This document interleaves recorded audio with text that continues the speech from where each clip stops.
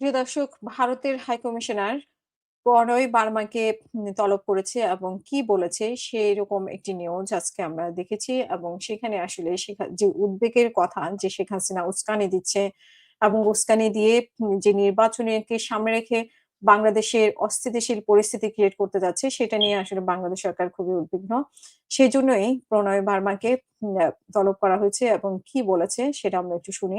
ভারতে অবস্থানরত পলাতক শেখ হাসিনা ও তার সমর্থকদের সন্ত্রাসী কর্মকাণ্ডে জড়াতে আহ্বান জানিয়ে নিয়মিত উস্কানিমূলক বক্তব্য দিচ্ছে, যা বাংলাদেশের আইনশৃঙ্খলা পরিস্থিতি ও গণতান্ত্রিক প্রক্রিয়ার জন্য গুরুতর হুমকি হিসেবে বিবেচিত হচ্ছে বলে ভারতীয় হাইকমিশনারকে তলব করে জানিয়েছে বাংলাদেশ।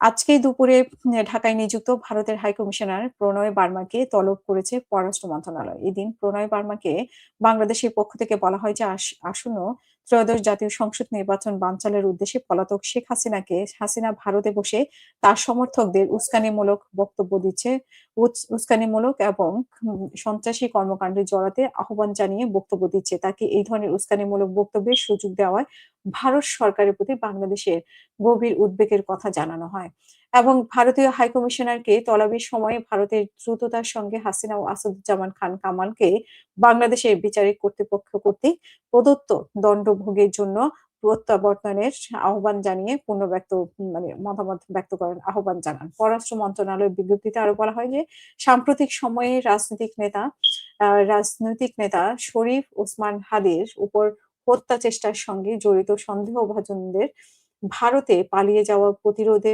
ভারতের সহযোগিতা কামনা করা হয়। তারা যদি ভারতের ভূখণ্ডে প্রবেশ করতে সক্ষম হয়, তবে তাদের তাৎক্ষণিক গ্রেফতার ও বাংলাদেশের কাছে হস্তান্তরের নিশ্চয়তার প্রতিও অনুরোধ জানানো হয়। ভারত যাতে তাদেরকে হস্তান্তর করে সেই অনুরোধ জানানো হয় এবং পররাষ্ট্র মন্ত্রণালয় জোর দিয়ে উল্লেখ করে বলেন যে প্রতিবেশী দেশ হিসেবে ন্যায় বিচার প্রতিষ্ঠা ও গণতান্ত্রিক প্রক্রিয়ার সুরক্ষায় বাংলাদেশের জনগণের পাশে দাঁড়ানো ভারতের কাছ থেকে প্রত্যাশা করা হয়।